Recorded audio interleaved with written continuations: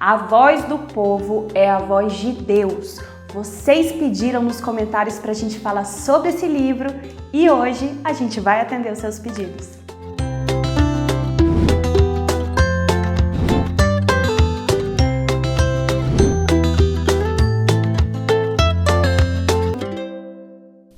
No programa de hoje, a gente vai falar sobre esse livro incrível, maravilhoso, pelo qual eu sou completamente apaixonada, que é Paulo e Estevão. Esse livro, ele é extenso tanto em conteúdo quanto também em volume. Por isso, e porque tem muita coisa interessante para falar sobre ele, a gente vai falar sobre o livro em diversos programas, sendo que nesse a gente vai falar sobre a primeira parte dele. É um livro de autoria do Emmanuel, psicografado pelo Chico Xavier. E é mais um da série histórica desse autor espiritual. Esse livro foi lançado em 1941, com o subtítulo Episódios Históricos do Cristianismo Primitivo. Por quê? Porque a história se passa mais ou menos entre 34 DC, ou seja, um ano após a morte de Jesus, até mais ou menos 64 DC. Esse livro ele traz fatos novos sobre personagens que a gente sempre ouviu falar na Bíblia, mas que não teve tanta proximidade.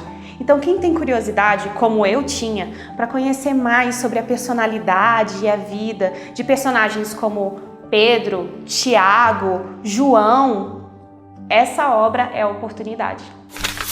Como o próprio título diz, o livro conta a história desses dois personagens inesquecíveis. Paulo, que também é conhecido como o apóstolo dos gentios, e Estevão, que foi o primeiro mártir do cristianismo. A primeira parte do livro foca na trajetória de Estevão, quando ainda tinha outro nome, Gesiel, e a sua vida familiar com seu pai Joquebede e sua irmã, a linda, maravilhosa, como eu amo, Abigail. Nós vemos o cotidiano dessa família que começa a ser afrontada, incomodada por situações muito dolorosas. O que mais me impressiona nessa parte, nessa família, é a devoção dos três a Deus.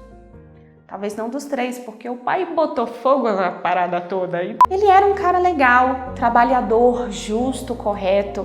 Tentou viver a vida dele da melhor maneira que ele conseguiu, mas por conta de um ato de impulsividade, ele acabou colocando em risco a segurança da família toda. A partir dos sofrimentos que essa família passa, todos acabam tomando caminhos diferentes. E Gesiel, ou Estevão, acaba passando por uma trajetória de muitas provações. Só que o mais bonito de ver é a mansidão de Gesiel.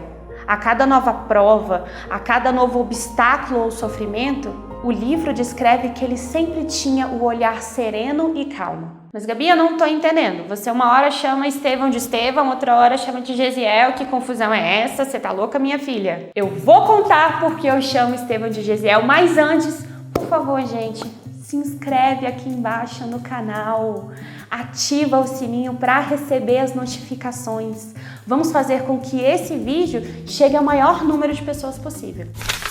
Gesiel e Estevão são sim a mesma pessoa. Por conta das dificuldades que Gesiel passou, ele precisou mudar o nome dele para Estevão, que foi o nome que ele ficou conhecido quando chegou na cidade de Jerusalém e começou a trabalhar na Casa do Caminho, que era a casa aberta e gerida pelos apóstolos de Jesus, como Pedro, Tiago, João e Filipe, para poder abrigar todos os desafortunados, doentes e necessitados da época. Na Casa do Caminho, Estevão, a partir do contato com os apóstolos de Jesus, firma uma grande amizade com Pedro e acaba conhecendo Cristo. A partir de então, ele se torna um grande trabalhador da Boa Nova, inclusive sendo orador nas palestras que ele fazia para os infelizes que ali estavam. Ao mesmo tempo, mas não muito longe, nós vemos Saulo, um homem jovem, enérgico, bonito,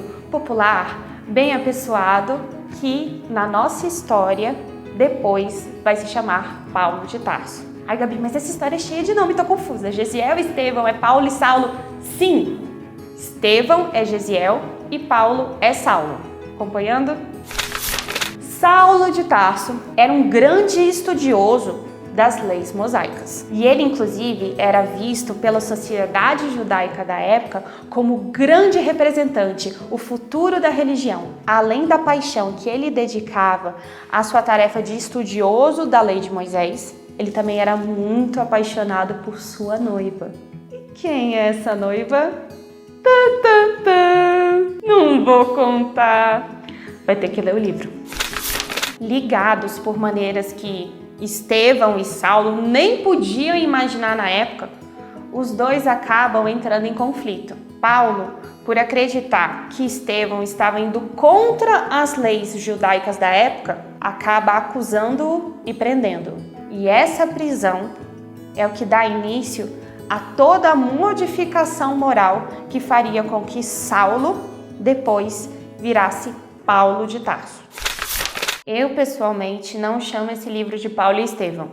Eu chamo ele de Paulo, Estevão e a Desidratação, porque, gente, ele é muito emocionante. Tem passagens nele que é impossível você ler sem uma caixinha de lenço do lado. Se você também chora em livro, comenta aqui embaixo com #EuChoroLendo. Após muitas perseguições aos cristãos organizadas por Saulo, ele acaba desenvolvendo um ódio por Jesus e toma como missão perseguir todos os seguidores do Cristo. E nessa missão, ele acaba viajando para uma cidade chamada Damasco. Só que o que ele não esperava é que no meio dessa viagem, ele teria um encontro que ia mudar completamente a história da vida dele e a história do próprio cristianismo. Gente, esse livro tem muita coisa interessante para falar. Se deixar, eu fico aqui falando dele o dia inteiro. Nesse primeiro vídeo, a gente falou sobre a primeira parte do livro. Se você curtiu e quer que a gente fale sobre a segunda, comenta aqui embaixo com #Gabi, queremos segunda parte. E como a gente quer muito que você leia esse livro, aqui na descrição do vídeo também tem um link para você conseguir comprar ele com desconto. Aproveita!